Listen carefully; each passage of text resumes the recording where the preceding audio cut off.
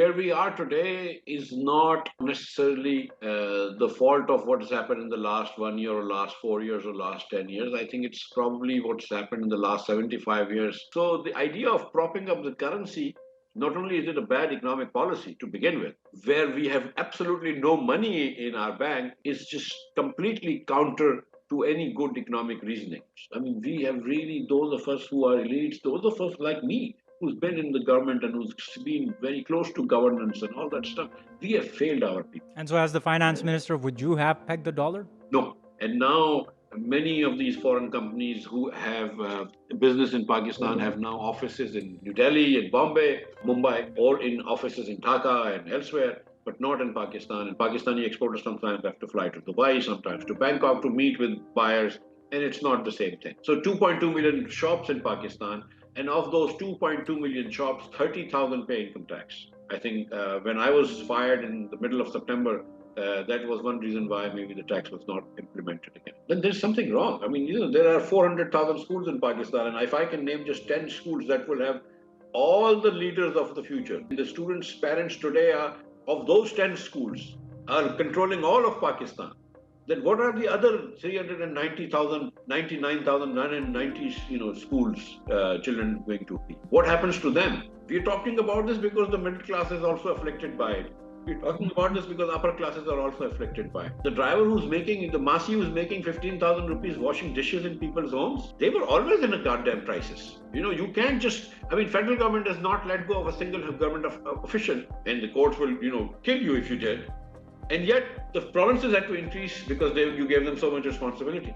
So if you transfer responsibility from the federation to the provinces, shouldn't the federation size become smaller? That doesn't happen. I actually think that one of the things we need to do is to reduce the ingress of the armed forces in Pakistan by Pakistani politics. That one of the reasons why Pakistan is where it is today is because the armed forces have interfered too much into the Pakistani politics.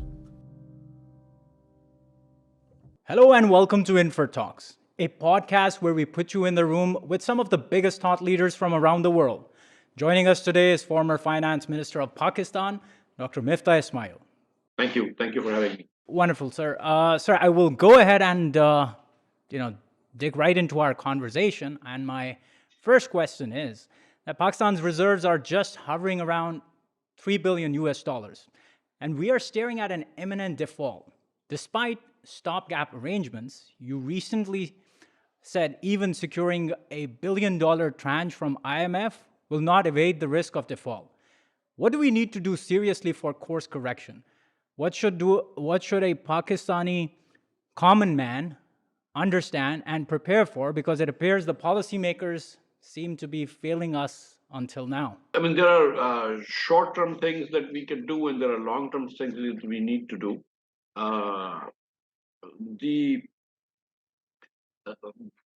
The effort to avert a default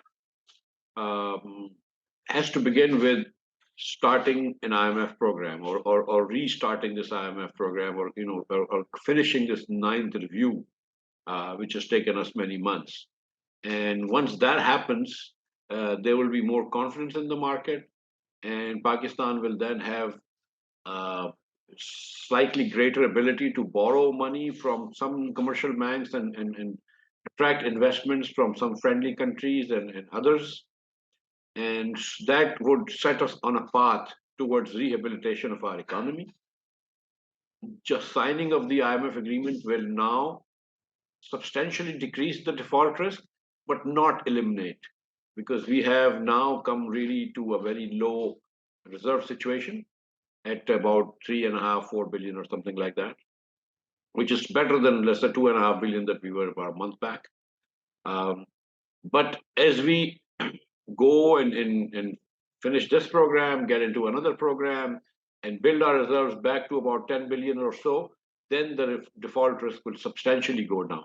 But I think that this entire year, maybe up until this time next year, we will have to live with an elevated default risk, as other agencies have, Modi and other agencies have said, and we need to take the right steps towards financial viability in the short term to avert these default risk and slowly decrease the risk. And so provided if we take all the right measures right now, Exactly. how long will it actually take us to reach the $10 billion mark? My guess is that sometime late this year or early next year, we will have achieved that number. Okay, sir. Moving on to my next question. And now I would like to ask you about our current finance minister, who's known to have pegged the dollar. So could you just explain us how, pegging the dollar really works and why is, our currency kept so expensive? How it hurts our export-led growth, as you've also alluded to that in your write-ups. Now, plus, if you're able to depreciate the currency, what should be done to insulate lower income segments from soaring inflation, as CPI has already, hit the highest ever since 1974? Where we are today is not necessarily the fault of what has happened in the last 1 year or last 4 years or last 10 years. I think it's probably what's happened in the last 75 years, which is where we are today.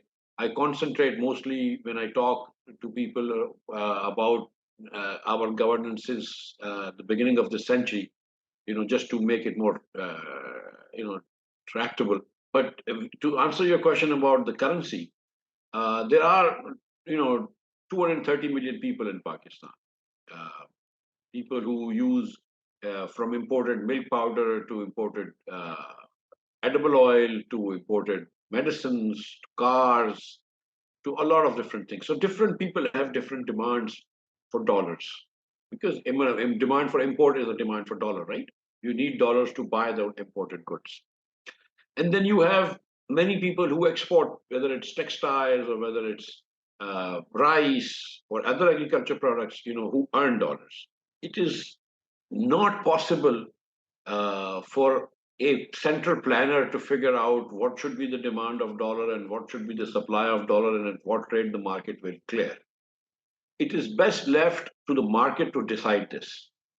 And somehow the market works in an invisible hand in the language of Adam Smith, so that all the demand for dollar by all these people uh, will somehow, at some rate of dollar equal the all the incoming dollars, whether it's exports of textile or whether it's remittances sent by workers of Pakistan origin working abroad. And so we let the market decide these things. When we try to intervene in the market, which many countries do in foreign currency markets, it's very, very difficult to do that. Now we've seen that the British Central Bank in the 1990s also decided to try and keep to try and keep pound at a certain level, and it failed. We've seen in the 1990s, late 90s, and early 2000s that many Far Eastern countries tried to keep their currencies, pegged to the dollar, but they did not have the, you know, the dollar reserves to defend their currency against attack. And in Pakistan, nobody attacks it, but we have absolutely no dollars left. And nor do we have an ability to borrow dollars to prop up our currency. So the idea of propping up the currency, not only is it a bad economic policy to begin with, and it does obviously decrease imports, but where we have absolutely no money in our bank, the idea of propping of a currency is just completely counter to any good economic reasoning. So we really should not be trying to do this. Now the question is that because Pakistan has an elevated default risk, and because of that, people try to convert their savings into dollars, and there is also capital flight. So the dollar is becoming more expensive than, let's say, if this was just a transactions demand for dollars, and that is bringing in a lot of inflation, and the state bank is therefore raising interest rates to try and counter the inflationary expectations and inflation, tightening the money supply. Uh, but I mean, you can take a few steps. These are inflationary steps of them by themselves, but I think that at some point, the provinces and the federation should sit together and maybe think about increasing the minimum wage, um, so that and then talk to industrialists and others, so that an increase in wages, because wages are what economists call sticky. They tend to stay stagnant for a little longer than prices of commodities.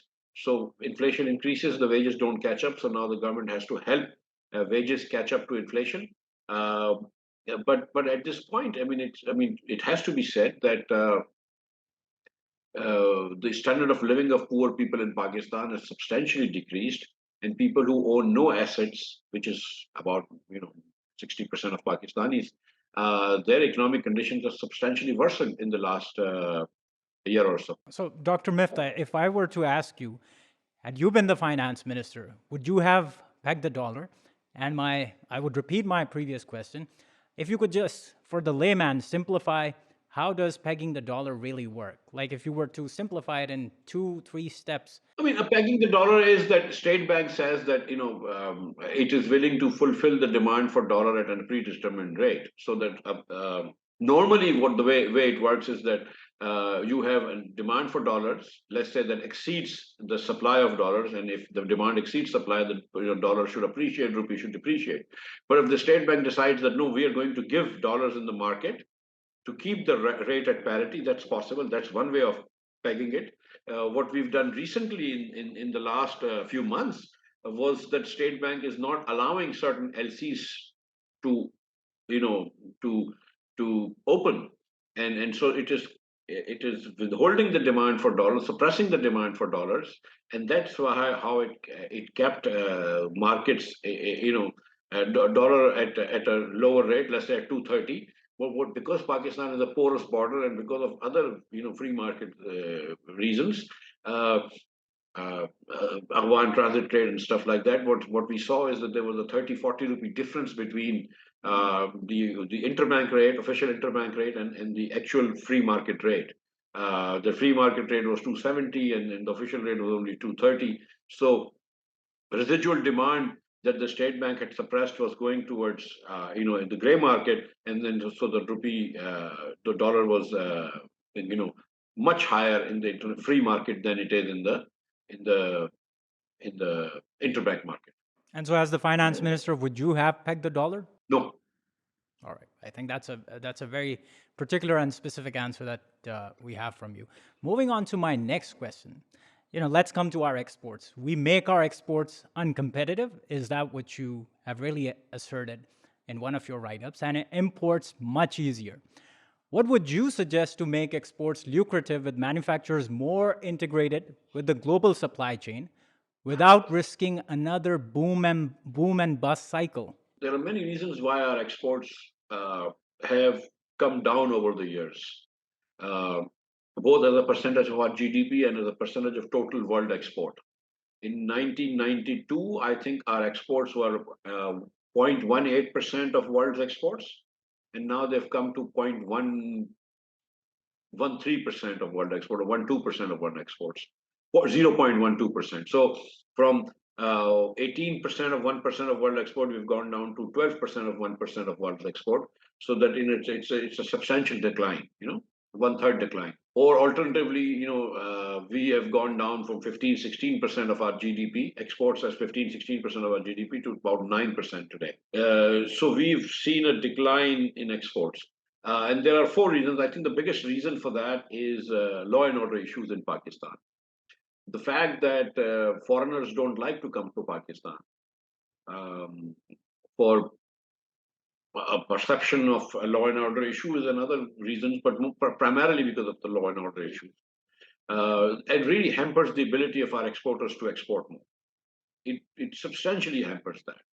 And so that's the first thing that we need to improve the law and order situation so that foreigners start coming to Pakistan, and for tourism will happen, but more importantly, exports will happen. And now many of these foreign companies who have business in Pakistan have now offices in New Delhi, in Bombay, Mumbai, or in offices in Dhaka and elsewhere, but not in Pakistan. And Pakistani exporters sometimes have to fly to Dubai, sometimes to Bangkok to meet with buyers, and it's not the same thing. Uh, I was told by a friend of mine in the textile industry that a few months back, a 17-member delegation from a large US buyer uh, went to India and spent 6 days there. And after they flew back to Hong Kong, they had a 40-minute just a 40-minute Zoom meeting with all the Pakistani exporters. So when India gets 6 days of whining, ability to wine and dine their buyers, and we get 40 minutes on Zoom, of course you can see that's a problem. So law and order is the first problem. The second, of course, is that we have expensive energy and not a continuous supply of energy. And even today, although PMLN government was very good in setting up electricity power plants in 2013 to 18, but since then we've not seen much improvement in transmission and distribution, and gas has become a persistent problem in Pakistan. So if you talk to Pakistani businessmen, they're experts in energy. And they should be experts in yarn, they should be experts in garments, they should in denim, but they've also become experts in energy, and that's not good. So that's the second problem, that our energy is expensive and not continuous. The third issue is our policy of import protection, or I should say import promotion, import substitution. And import substitution policy makes it more lucrative for Pakistani companies to sell to Pakistanis and not exports. So you see many large companies in Pakistan just engaged in selling to Pakistanis because duties are very high for finished goods. They don't have to compete with imports, and then they become less efficient. So that's the third thing, that our policies are geared towards the away from our policies are anti-exports. And the fourth reason, of course, is this currency manipulation, that we somehow think that it's better to have an artificially inflated rupee, which does not reflect the buoyancy or the strength of our economy, and we just have an inflated rupee, and that hampers our exports. So these four things combined, actually, I think, decrease our exports. So now moving on to our next question, Dr. Miftah. Said a proposal was floated under PTI's government, and you too had proposed introducing a fixed tax regime for retailers. The previous government shelved it due to the pandemic. And why did your government throw it out of the window either? And most importantly, by what proportion will this improve our volume of revenue? Okay, so there are 2.2 million shops in Pakistan who have, let me put it this way, there are 2.2 million commercial meters, so shops who get meters, electricity meters and commercial meters, that's 2.2 million. So 2.2 million shops in Pakistan, and of those 2.2 million shops, 30,000 pay income tax. So so I think that we need to bring more of our brothers and sisters who are engaged in retail and wholesale trade into the tax net. So my idea was to actually have a 3,000 rupee fixed tax, and the Prime Minister was very graciously accepted that per month. The mistake we made, and I take responsibility for that, was that instead of 3,000, it got printed at 6,000 because none of them were already. There's a law in Pakistan that if you're not a registered taxpayer, you have to pay twice. So instead of 3, it became 6, but they would have become registered automatically. It would take 15 minutes to register, but we were going to solve that issue. But when the tax was about to come, it became a big political problem for our government, and because of this, we delayed it till the 1st of October. And the other reason, to be very honest with you, the reason that we delayed it, and I personally delayed it, was that the tax, the electricity tariffs in July, August, and September was very high because Imran Khan had not increased electricity tariff for more than a year. Okay, and the circular debt in the power sector had become 1,100 billion rupees for just that in a year, and we had paid 1,100 billion rupees, and even then it was another 300-400 billion in the circular debt. Because of all of that, we had to increase tariffs, and when the tariffs increased, both for fuel adjustments, for quarterly tariff adjustments, and for the annual rebasing, the tariffs in July, August, September became very high. So then I thought that, okay, let's just start this from October. So rather than 41 billion rupees that I was going to collect, I was going to only collect 27 billion. And for the 13 billion, we were able to come up with new taxes of 18 billion on some cigarette manufacturers. The Prime Minister graciously allowed me to do that. So we were okay in terms of our commitments to the IMF for our total tax intake, and we would have increased the tax in October. But of course, politically, it's a very difficult tax, and that's why I think when I was fired in the middle of September, that was one reason why maybe the tax was not implemented again. Yeah, but to ask you on this, Dr. Miftah, because I did, speak very casually to a lot of retailers, and they were far more than willing to pay that tax, provided it would actually provide them an opportunity to come into the tax net itself. Yes. Wouldn't it have been wiser if it would have been broken down into incremental installments, and the retailers would have been given that shot to become tax filers? Initially, we thought that a fixed tax of 3,000 was better, but then after, and frankly speaking, 3,000 rupees per month is 100 rupees a day, and there is hardly any shop in Pakistan that can't pay 100 rupees a day. Even the lowliest, I mean, telewalas, even the hawkers, they pay actually more than that to the police officers to be able to ply their trade. We all know that if you talk to the hawkers, they say that they pay 5,000 rupees a month, monthly, what they call, to the local police walas. So the 3,000 was not an arduous and very, very hard tax. But nonetheless, from October, our idea was to actually then go on consumption. The problem with going on consumption is that a lot of these guys were moving on to solar, especially the larger stores. So that would have been a problem. But nonetheless, yes. But I think that whether it is a fixed tax, when I was allowing them fixed tax and helping them really, and a lot of people were really, this became politically a hot potato actually. But otherwise, a lot of shopkeepers really wanted to pay this tax because that absolves them from filling forms for income tax. And I said that you will get an exemption for your income tax from that shop. So they were very happy about this, but there was some internal politics that was going on in the shop leadership of the shopkeeper community, and there was some internal politics that was going on within Muslim League, and so this tax was therefore I think not implemented. But whether it is done on a pro rata basis, ad valorem basis, or a fixed tax basis, somehow the shopkeepers need to be brought into the tax net. Initially, it would not be a very large contribution to the total tax intake, but like I said, a journey of 1,000 miles begin with the first step. Okay, Miftah Saab, moving on to our next question. Now, you are an ardent critic of the 1% republic, that Pakistan does not enshrine the pursuit of happiness of many but a few. How do we pragmatically disrupt this ceiling? I think other countries have been able to do this. We have to understand now that this ship will sink unless we change a few things. That if Pakistan keeps half of our population uneducated or illiterate, if Pakistani policies are such that 40% of the children in Pakistan are stunted, or fully 86% are malnourished or undernourished, that Pakistan will never progress.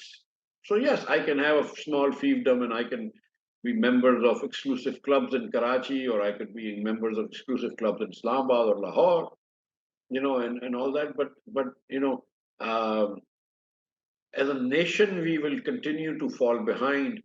And so I think that our elite also need to understand that it's in their enlightened best interest to actually change the society a little and bring in more new people into the fold increasingly, and let growth be inclusive of gender, inclusive of uh, alienated people, and bring young people into the growth mainstream.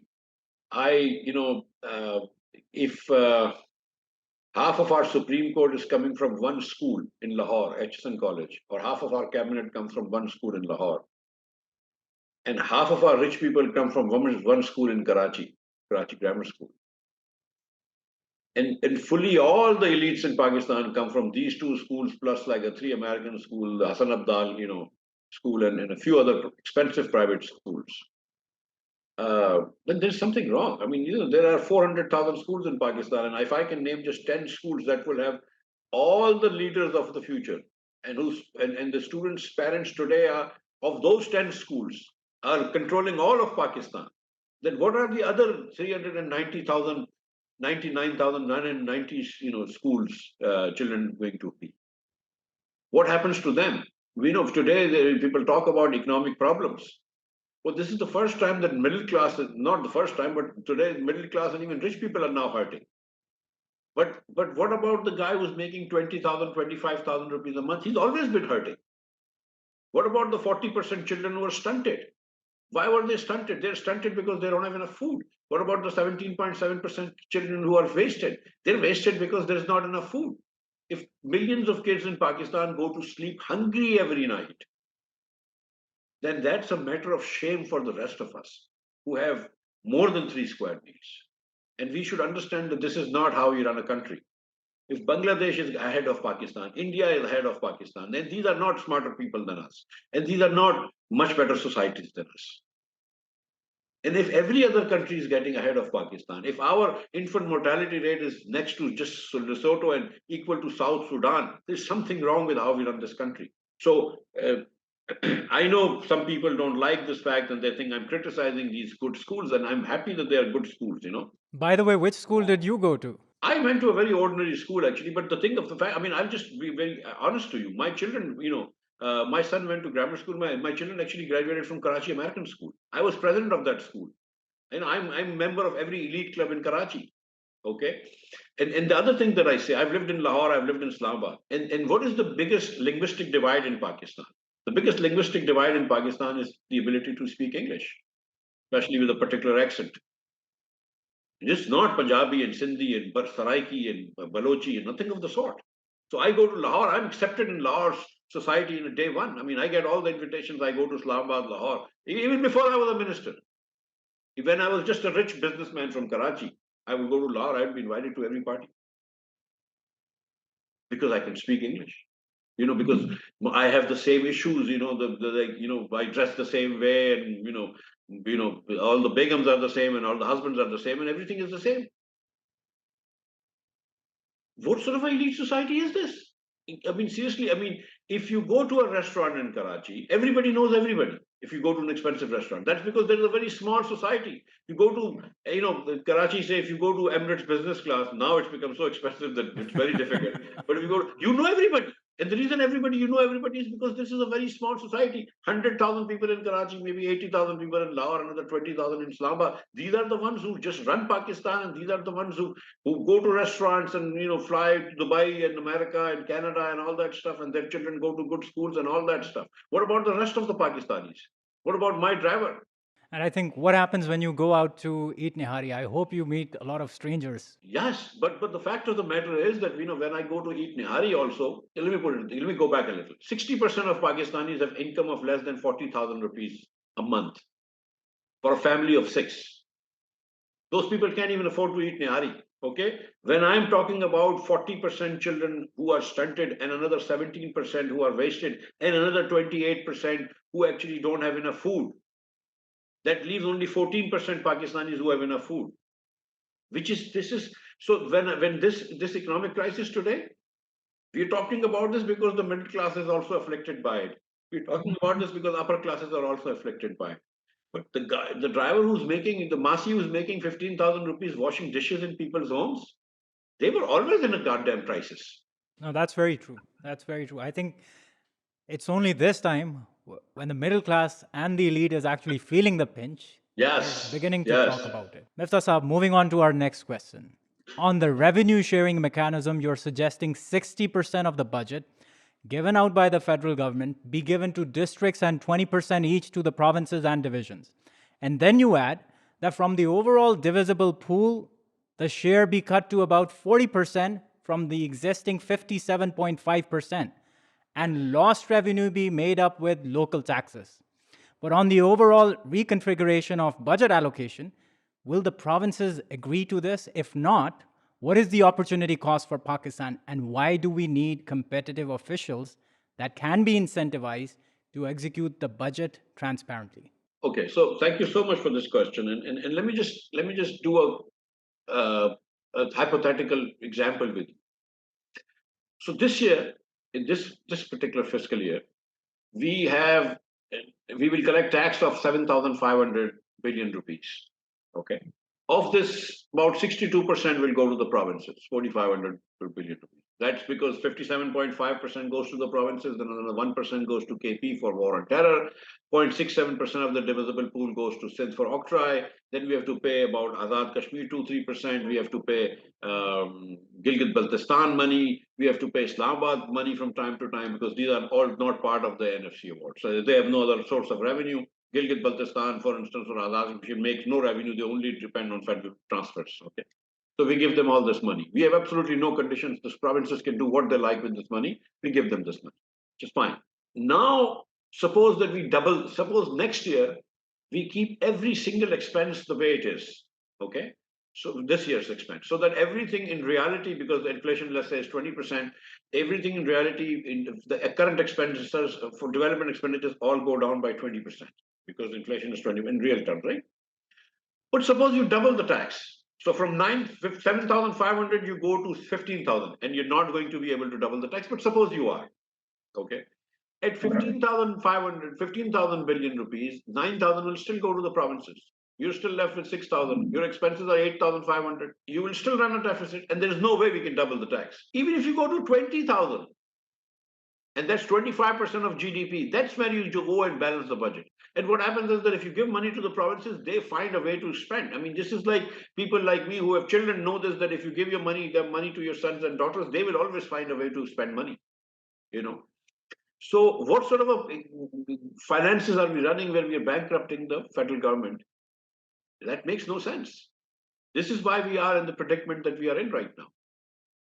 That this year, for instance, the net federal government intake of 75,000 billion rupees, 7,500 billion rupees, if you take out all the provincial transfers, the federal government is saved with 3,000 billion. If I add all the, all the non-tax revenues, that's another 1,000 billion, let's say. That's 5,000, 4,000. And just the debt servicing is about 4,500 to 5,000 billion, which means that I will actually borrow money to pay interest. That's called a debt trap. You will continue to go down and deeper in this hole. So if we don't understand that this has to change, that's not it. I mean, we have to understand this. Otherwise, we'll never get out of this problem. Now, we need to increase tax to GDP to 15%. You need to ask the provinces that, look, you guys can do tax and property. But the entire Pakistan is collecting less tax than Pune in property taxes. Because nobody likes to do taxes. Everybody likes to spend money. Nobody likes to raise taxes. So let the provinces raise property taxes. The provinces have agriculture tax. Let them raise agriculture tax. Let them raise some taxes. And give it to, go all the way down to district levels and division levels and district levels. You used to have one Samraj hegemon in Islamabad, that decided everything pre 18th Amendment and, whatever. 18th Amendment later, which is a wonderful amendment. Very nice that it actually makes Pakistan into a real federation and devolves power to the provinces. The idea was that you will further devolve to localities. That hasn't happened. Now you have 4 hegemons. And what you need to do is to devolve power all the way to divisions and districts and let the districts compete with each other. This is so that this is the way once you bring competition in the government, so the districts are competing with each other, that's where efficiencies will come. We have the worst single governance perhaps in the world. Nothing gets happened in Pakistan. For 20 years, we have a current circular debt issue. Every year, the government says we are going to try and reduce circular debt. We've seen Musharraf Saab's time. We've seen Zardari Saab's time. We've seen Mian Nawaz Sharif's time. We've seen Imran Khan's time. And we've now seen this. Every government has failed to decrease circular debt. And that's not because people were wrong. That's not because people were incompetent. That's because the system is not right. The governance structure of Pakistan needs to change. When we talk about reimagining Pakistan, we're talking about restructuring the governance. It is now beyond individuals. We've seen, in the last 20 years, we've seen a military dictatorship, we've seen hybrid regimes, and we've seen hybrid plus, hybrid minus, we've seen, independent government, we've seen prior 18th Amendment of controlling centralization government, We've seen post-fiscal 18th Amendment at federal structure. Nothing has worked. We need to change stuff. We need to understand that this is not about personalities. That you can replace Nawaz Sharif with Imran Khan or Imran Khan with Asif Zardari, and they're fine people all, but nothing is going to happen unless and until you change the structure. When it's actually about changing the structure in terms of distribution of resources from federal to the provincial government, you have actually proposed increasing the share of divisions and districts and reducing the share of the provinces. My question was that wouldn't the provinces be actually more resistant to this idea? So, so I'm saying, first of all, that from 57.5% you go to 40%. It's not, you're not starving them, and you go over time. And you say that for the rest of it, you raise your own money. Okay. And you help the poorer provinces a little bit more, of course. We understand that Balochistan will not be able to raise the money that Sindh and Punjab can, or KP can't raise the money. So we understand that. So you make sure of that. Okay. And to the extent that you help those provinces, then you say that, look, spend money on those people, on the poor people. Okay. That's one thing. Secondly, where you've transferred responsibilities to the provinces, the federal government should actually cut down its expenses. You can't just, federal government does not let go of a single government official, and the courts will, kill you if you did. And yet, the provinces had to increase because you gave them so much responsibility. So if you transfer responsibility from the federation to the provinces, shouldn't the federation size become smaller? That doesn't happen. Now I'm saying that the total money that you give out should be about 40%. Of that money, 60% should actually go to districts. And the district should be doing, one, for instance, schools. Okay. District should be doing, repairing of roads and stuff like that, and health. And then division should be doing maybe policing and stuff like that, and inter-district roads and stuff like that. And then provinces should be doing interdivisional things. But sitting in Lahore, do you think the government official sitting in Lahore should know whether Rahimia Khan needs another road or another school? Or if the schools are working, are the teachers coming or not coming? If Punjab, for instance, were a country, it would be the 11th or 12th largest country in the world. From Attak to Rahimia Khan, it's a huge province. And yet it's all centralized. In Sindh, it's all centralized. And this is not how federalism works. Federalism has to go down all the way. Not just authority, but responsibility. So you raise your own money. And the job of the federation should be to make sure that because Karachi is richer or Lahore is richer, that the Karachi and Lahore children only don't get education, but children born in Balochistan should also get equally good education. Children born in rural Sindh, children born in southern Punjab, children born in KP should also get equally good education. Should get monies directly if they're in poverty. Fair enough. Dr. Miftah, now moving on to our next question. And now this is basically about a PIDE survey that you cited in, again, one of your write-ups, which says 40% of the Pakistanis want to leave the country due to poor human development indices, terming it one of the worst governed countries. Most importantly, you raised three issues: circular debt, which has grown by nearly 9,900%, lack of enrollment, poor quality and lack of education, and third, but most importantly, overpopulation. Let me ask then three questions. How should we approach the steps of privatization in the power sector? Number one. Number two, what should we do to improve the quality and spending on education? Lastly, what can we learn from Bangladesh to control our unplanned rise of the population? Okay, start with privatization. In 2007, there was a bank called Small and Medium Enterprise Bank. It's been losing money since 2007. It has lost money for 16 years in a row. No bank can lose money 16 years in a row. I salute the management over the years that has actually contrived somehow to ensure that the bank continues to lose money for such a long period of time. 2008 is when we started trying to privatize it. Since then, we've seen 5 different, God knows, maybe even 8 different prime ministers, martial law, hybrid. We've not been able to privatize. It has taken us 15 years to privatize. This year, PIA will lose 90 billion rupees. And yet PIA provides not even an iota of service which is better than the private airlines. Why do we have PIA? It only pays 20 billion rupees in salaries. I mean, we can just get all these people to just stay at home and pay their salaries. We'll still be better off. So we have to privatize. Then you take this monkey out of people's bag, this nab thing. The minute you start privatizing, everybody's saying, oh, no, no, ye chori kar gaye. Oh, he's going to steal money. No. I mean, our laws are so cumbersome of privatization that it takes if everything goes by plan, it takes 462 days. When I was the finance minister, we met with UAE people. They wanted to buy some shares in Pakistan. People started talking about, what about this? What about that? What about corruption and all that stuff? You think the UAE financial fund is actually investing $1 billion in Pakistan because it wants to steal money? I mean, seriously? We signed an agreement with Qatar Gas, which has sales of 90 million or 100 million tons of gas every year. And these guys give us money in deposits and stuff like that. Do you think they want to do this to steal my money? You put me and Shahid Abbasi in jail for setting up the cheapest terminal in Pakistan, cheapest terminal in the world for LNG, and yet we were put in jail. Why? You put as people like Hassan Iqbal in jail, honorable people beyond belief. So, I mean, you understand that you have to do away with NAB and do away with this corruption ilzams, corruption allegations, and privatize quickly.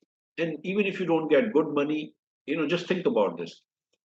Many years ago, we sold these Allied Bank and Muslim Commercial Bank, MCB Bank, and we privatized it. I don't remember what was the price at which we privatized, but we are getting 40% tax from or 50% tax from these banks, and they're all making money and paying a lot more to us in taxes than they ever did in profits. So privatize very quickly, make a commission, include all the people from media, from the judiciary, from the army, everybody sit in the commission and privatize, stop accusing each other and get rid of them. And unless and until we privatize, I mean, the government has no business running petrol pumps. The government has no business running these distribution companies, Bijli distribution companies. Privatize everything. So that's the first thing. Then you talked about education. Only a quarter of Pakistani children go to government schools run by the provinces for free. Another quarter of Pakistani children go to private schools, cheap private schools, inexpensive private schools. Okay. In Orangi, in Karachi, there are private schools that have tuitions of 1,000 rupees. Yet, the government of Punjab spends 30,000 rupees, or 2,500 rupees a month running its school. 2.5 times more expensive than the private schools in Orangi, in Karachi, and private schools elsewhere in Pakistan, I'm sure also. And Punjab is by far the best. Sindh and KP run about 40,000 rupees per year. Okay. That's 3,300 rupees a month. Balochistan spends 6,000 rupees a month, or 5,000 rupees a month, 60,000 rupees a year, twice as much as Punjab. And the average child fails in all 4 provinces. The average Pakistani child is getting only 27% points in math and 31% in science. So you have a system where you're spending 1,000 billion rupees by the provinces, only educating a quarter of the Pakistani children and failing all of them on average. Another 1,000 billion or so is spent by the private sector. And so, half of the Pakistani children go to school. The other half, school-age children are not even in school.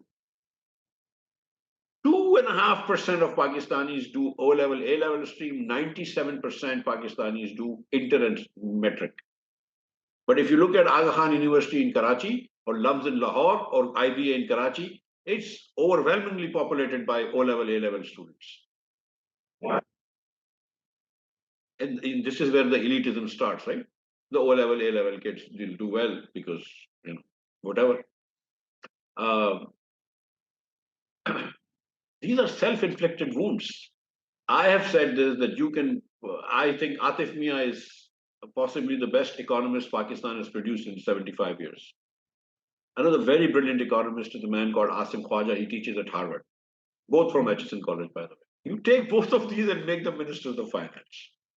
There is no finance policies or economic policy you can come up with where Pakistan will do better than India if half of your children don't even go to school. So it's not just a matter of economic policy. Our economic policy starts in a government primary school in Karachi or Lahore or Larkana or Peshawar, where the child has to be taught, you know, what is the ratio, what is the respiratory system.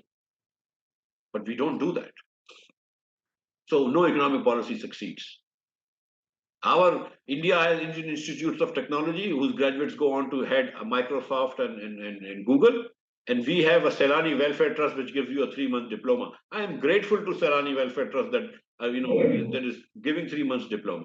But I mean, where is how is a Pakistani child going to compete with an Indian child who has done a degree from IIT? So that's the education part. If the provinces, the government, what is my solution? Give parents money. 2,500, 3,000, 4,000 rupees per child. In Balochistan, if you're spending 5,000, give them 5,000 per child. Where in rural areas you cannot have private schools, fine, run private school, let's run government schools owned by the district, but the parents should be on the school board. Even if the parents are not educated, put them on the school board, give them the authority to hire and fire teachers. The government pays for it. You will see the improvement in quality of education.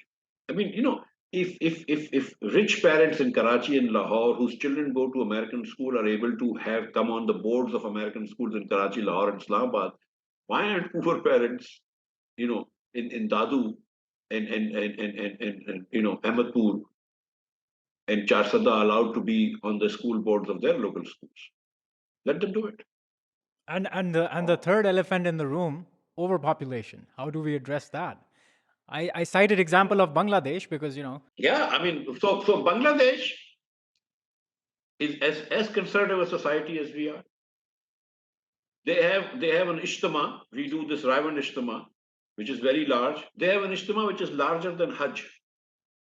They have an Ishtama which is larger than Raivan. So nobody tell me the Balochistan, I mean that Bangladeshis are not religious. That they will go in Jannat later than we.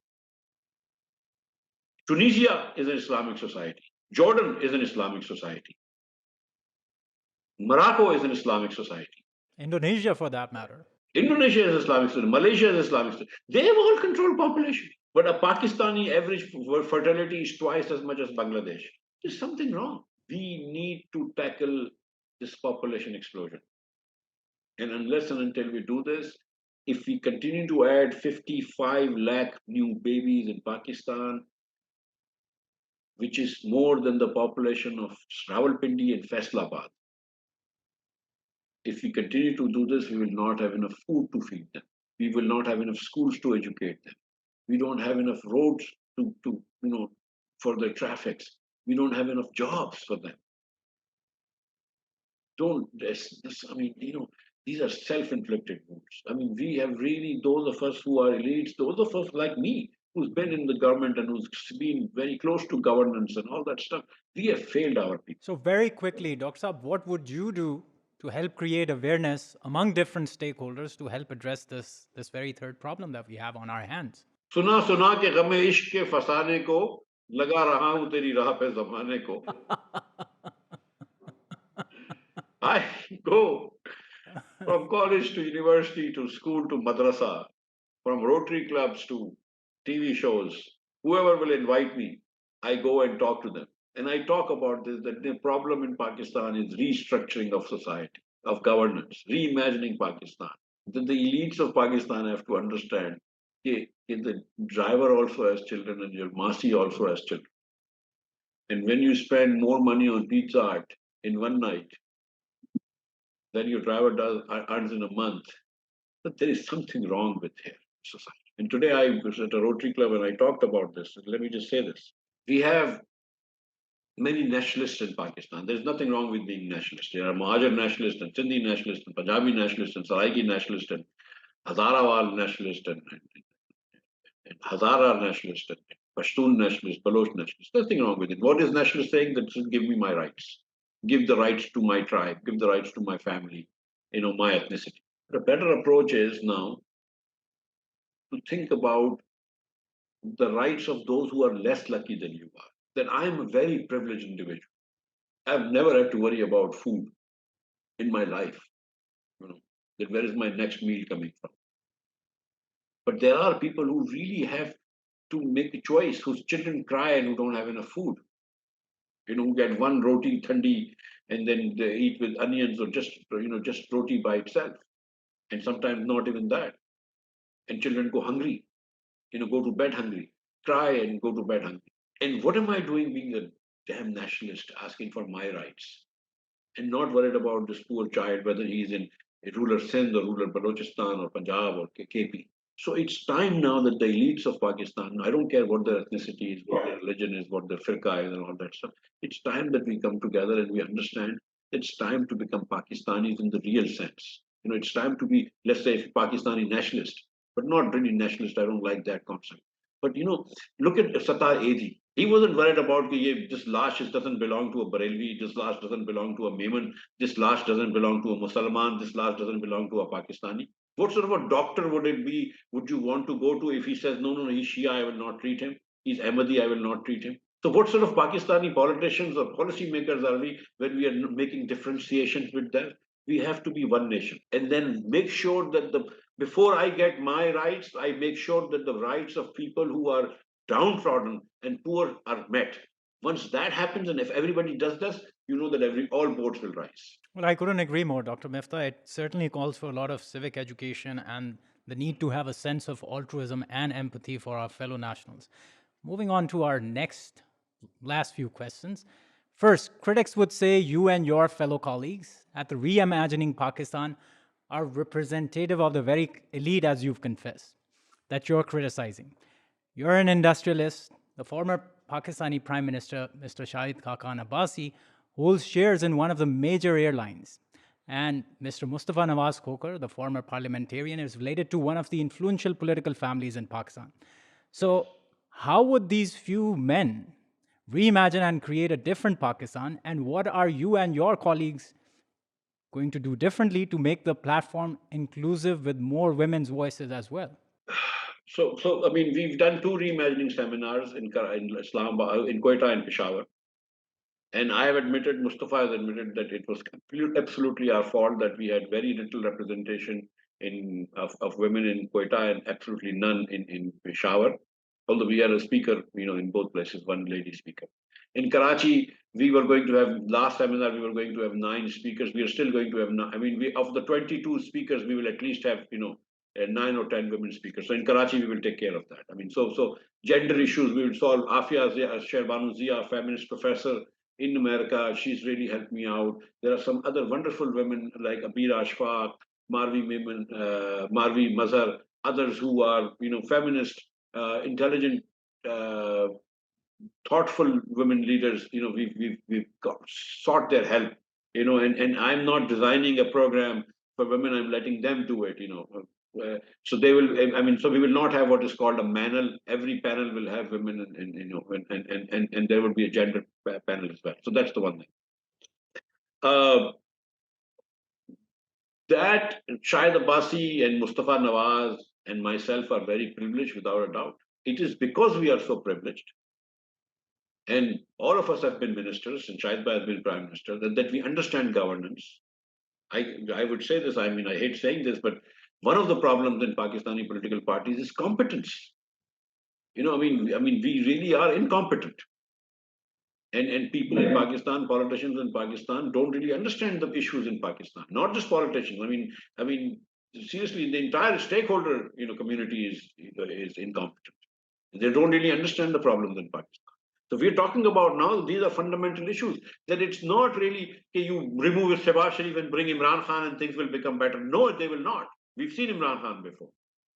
And if this is the way you're going, you can continue with Shehbaz Sharif for another 5 years, things will not improve. Because we've seen in the last 20 years, we've seen martial law, we've seen a hybrid, we need to basically change society. And we owe, myself, Shahid Abbasi, Mustafa Nawaz, and all of you sitting in your privileged homes, owe it to this nation to come together and to figure out, ways to do it. We're not forming a political party, which if you want to know, because that people say, and people also say that we've been somehow sponsored by the armed forces. That's also not true. I actually think that one of the things we need to do is to reduce the ingress of the armed forces in Pakistan by Pakistani politics. That one of the reasons why Pakistan is where it is today is because the armed forces have interfered too much into the Pakistani politics. The judiciary has to do, their stuff. They try to run parliament. They should not be. The forces should be doing their stuff. Politicians should be doing their stuff. Everybody is happy to, to go into other people's areas. So we should, try and go to our areas. But at some point, because reality is what it is, the armed forces have an outsized role in Pakistani polity. Judiciary has an outside role in Pakistani polity, that we need to bring together all the stakeholders. And we will, inshallah, do later on this conference, where we'll invite, people from all stakeholder communities. We'll sit together, less media, intelligentsia, the judiciary, the ulama karam, etc. We will all sit together. And so this is not how you run a country. This is how not to run a country, what we've done in 75 years. Let's figure out how to do this better. I am convinced that Pakistanis are not less than anybody else. But we need to have the right structure. Fair enough, Miftah Saab, a point well taken. Now, moving on to my very last couple of questions over here. Your ideas surrounding breaking dynastic politics are radically acute to your or other political parties' outlook. Do you think we should move to a combination of proportional and direct representation in form of a mixed member proportional system to promote fresh leadership? And I can suggest on my behalf, at least this is my idea of how I would have reimagined Pakistan's political system. And the one more bit, is Dr. Miftah Ismail willing to pay a price for his principles? The first part is that I wrote recently an article on dynasties and monarchies and institutions. And what I said is that from the 14th Amendment to the 18th Amendment, now to the recent judicial decision, which was not even part of any constitutional, where they've decided that, because we didn't like the way you voted, your vote will not be counted. You basically disempowered parliament. You've made parliament superfluous. Now there are only 4 or 5 party leaders who control this. If you give so much power to party leaders and no power to the legislators, then of course you will have concentration of power, and whether you end up with a monarchy or a dynasty. If you are a PTI supporter, you don't like dynasties, but then if you are a supporter of other parties, you maybe don't like monarchies, which is the same one and the same thing. What happens after Imran Khan? Probably one of his children or one of his sisters will become head of the political party, and all these people will say, see, Imran Khan's family is now sacrificing so much. So, so the idea is that and it's not unique to Pakistan. I've talked about the Aquino and the Marcos family in Philippines, and the Rajapaksa family and Bandra Naike family in Sri Lanka, and we know about the Nehru dynasty in India, etc. Or the Lee family in Singapore, for that matter. Yeah, yes. The problem in Pakistan is that we don't have a politics of left and right. We have a politics of interest and values and ethnicity also. And so, and I talked about, Ghaffar Khan's vote bank in Khudai Khidmatgar, going to Wali Khan, then going to Naseem Wali. When Wali Khan was imprisoned, he was in prison, and his party, National Awami Party, was banned. They formed the National Democratic Party, NDP, and Naseem Wali Khan was running it, although Sardar Shehbaz Khan Mazari was the president. And then after Asfandiar, Wali, he became president. And then and now Amal Wali, his son, will become president of the party. So the vote is also jealously guarded, and it's not unique to just People's Party and PMLN, although that's, the larger party. So that's why they talked about this. It's Mufti Mahmood Saab, Rahmatullah Alayh, his son, Maulana Fazlur Rahman, became the president, and probably Asad Mahmood, his son, a friend of mine, will probably go on to become the president of JUI, and same with, other parties. No changing of the law of going to proportional representation or this and that will make a difference. If you really want to democratize, then go to 36 provinces. Make every division a province in Pakistan. Then you will have, by force, different leaders coming from different, divisions. Mayors of this division, commissioners of that division. So the powers of particular families will dilute, if that's what you want to go. The problem is the dynasties should not be bothering you, because as long as you have elections, that should not bother you. Whether it's monarchy or not, people will vote them out. you know. But let's continue to have free and fair elections for a few cycles, and then people will sort this thing out. And perhaps if Pakistanis have no taste for dynastic politics, then non-dynastic politicians will come up. Okay, we'll see. But let's just continue to have elections. But I think that this idea of legislators voting according to the wishes of their party leaders, that just is anathema to a democratic setup, and that should not happen. People should be allowed to vote, but it should be a public vote. But people should be allowed to vote the way they want. I sort of agree with you because you did write that the vote should be made public. And if the vote has to be made public, then the question is, on the other side, should legislators or politicians be using money in order to influence or buy those votes? That's a very tricky question, but No, I mean the thing is the thing is that you see, again, this is a very elitist question because you don't trust the people. If I know that my representative took money, I'll vote him out hopefully next time. Okay, and when the Supreme Court says that people change their votes not because of conscience, you know, but because they were bribed or this and that. The fact of the matter is that, I mean, then we should not even allow Supreme Court judges to vote. I mean, look at what they have done. From Justice Munir to Justice Anwarullah to Justice Kosa. Where have they become? They have redeemed. They've never redeemed themselves. They've never been exemplars of probity and judicial propriety. So then we should not even let judges vote. So let everybody, let people vote, and as long as you have to stand up in the assembly and say, I vote this way or I vote this way, I vote for Sajrani or I vote for Hasil Bazinjo, let them openly vote. all right. And now moving on to my last question, Dr. Miftah. And this is about how do we create an organic political system which has very little influence from non-political actors? And will Dr. Miftah be willing to work with any future government to recreate a different Pakistan? Yes, again, Miftah Ismail is not really relevant to this. And Miftah Ismail understands that one man is not relevant or one man is not indispensable. Okay, as they say, that graveyards are full of indispensable people. I just want, and if you put Miftah Ismail in the system or Shahid Abbasi in the system, nothing is going to come out because the sum of the part is always is always more than the total we have. We need to change the system. Miftah Ismail is working to change the system. I've already said that I have no interest in electoral politics anymore, but I will absolutely try and change the system. But I mean, who knows? I mean, from few years from now, I may serve in some government in some capacity. Who knows? I mean, I don't know. Thank you so much, Dr. Miftah. It was really a pleasure talking to you, and I really enjoyed this. Thank you very much. Thank you. Thank you so much, sir. You have a good day ahead. Thank you so much for staying with us through this conversation with Dr. Miftah Ismail. Our team works very hard to make this work possible, and it would mean the world to us if you could like and share our content to show your support. And if you'd like to stay informed on upcoming podcasts and other work, please hit the bell icon.